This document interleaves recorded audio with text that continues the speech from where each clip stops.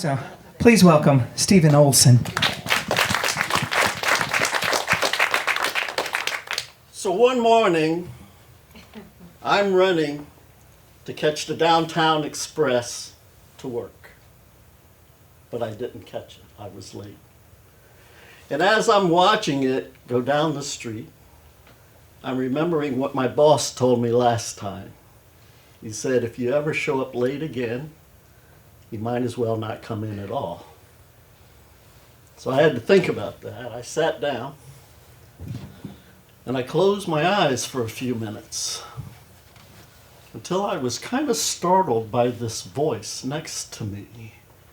And I turned to look, and there was a little man sitting there. His feet didn't even touch the ground, but he had this huge black case sitting in his lap. And he turned to me and he said, "Oh, has something gone wrong?" And I said, "Yeah, I missed my bus, and now I'm probably going to lose my job." And he said, "Well, what happened?" I said, "I was 5 minutes late. All I needed was 5 minutes. I'd be on that bus. I'd be at work on time." And he said, 5 minutes? Is that all you need?" And I thought, and I said, "Well, maybe 20. Now I'll probably need about 20 minutes to get downtown on time." And he said, 20? That's still doable. And with that, he sat back, he unlatched the case, he opened it up. I looked inside, it was filled with watches. I looked at him, and I said, "I'm not really in the market for watches anymore." And he said, "Oh, I understand. I don't sell watches. I sell time vessels. You see, I'm a time broker, and I allocate time to these vessels for people like yourself who always seem to be running out of time."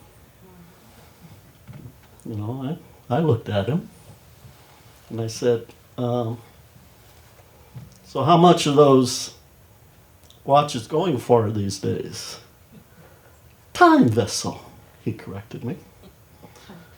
I said, "Okay, how much are time vessels going for these days?"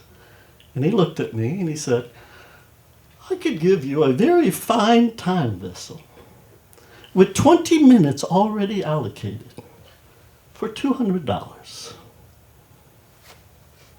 Well, I was going to laugh, but I thought I was sitting next to a lunatic, so I thought I would be a little more friendly. "I'm sorry, but I don't have $200 for a watch." "Time vessel." "Okay, but I don't have $200 for a time vessel." "Oh, well, that's okay. I see in you the possibility of more service.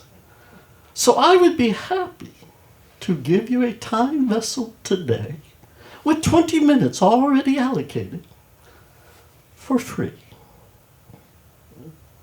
"You're going to give me a watch for free today?" "Time vessel." "Okay, you're going to give me a time vessel today for free." And with that, he lifted one of the time vessels from his case and he put it in the palm of my hand. I said, "Okay, how does this work?" "Well, you simply move the hands back on the time vessel 20 minutes. Well, I did that, but nothing happened. So I said, "Okay, what's supposed to happen?" "Well, all you do then is press the button." I said, "All I have to do is press the button." "Yes, but before you do that, you must understand time is a finite item. What we're given is all we have. So the time that I allocate to your vessel, must come from somebody else. Somebody you know, somebody in your proximity. So I looked at him again. Well, that would be unfortunate, but I do need to get to work on time. So he said, just press the button. So I pressed the button. Everything went black. I got very dizzy. When I looked up, the little man was gone. And I was just glad I hadn't given him $200. I was about ready to get up to leave because I'm going to have to go home and tell my wife that I no longer have a job because I was late again. When I noticed, halfway down the block, another bus coming, clearly marked Downtown Express. It stopped in front of me, and I hesitated. But I got on, sat down, and I got to work on time that day. The funny thing is, my boss, who had never been late a day in his life, came into work 20 minutes late. He had no idea what happened. He just remembered feeling dizzy before he left his house.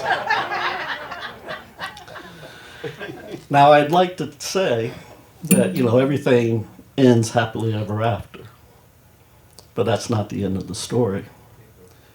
Because we have to remember that the time we are giving is finite. And every second is precious. And when we forget that, some things just don't work out. But in order for me to tell you the rest of the story, I would need 5 more minutes. Ladies and gentlemen, Stephen Olson.